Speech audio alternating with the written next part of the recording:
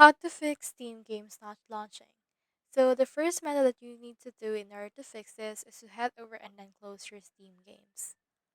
Once you have closed your Steam games, head over right here to your search bar and search in here for Steam.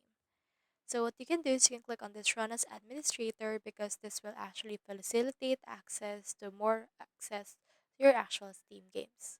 So just click on this in order to open it. So once you have open Steam on administrator access and you're still having those problems, what you can do is you can disable Steam overlay. Click on Steam, click on settings, and then from in there you can see this. So click on in-game, and then you can see this. So as you can see right here, the Steam overlay is actually enabled. So what you can do is you can turn it off by clicking on this right here, and then you just need to head over and then save this option right here. Just head over and then save this.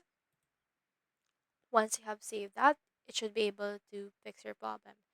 If this doesn't still fix your problem, next thing you need to do is you just need to head over right here to your library, and then onto your library you can see your games that you have right there.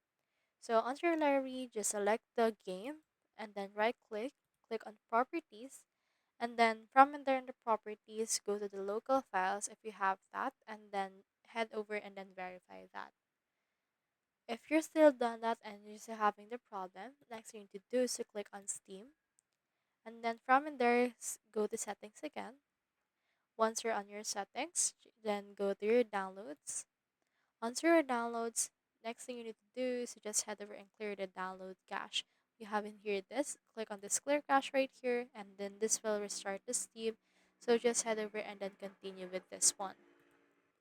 Once you're done with all of that, any problems opening any games will be solved. So that's how you fix Steam games not launching. Thank you for watching and I hope this video helped you out.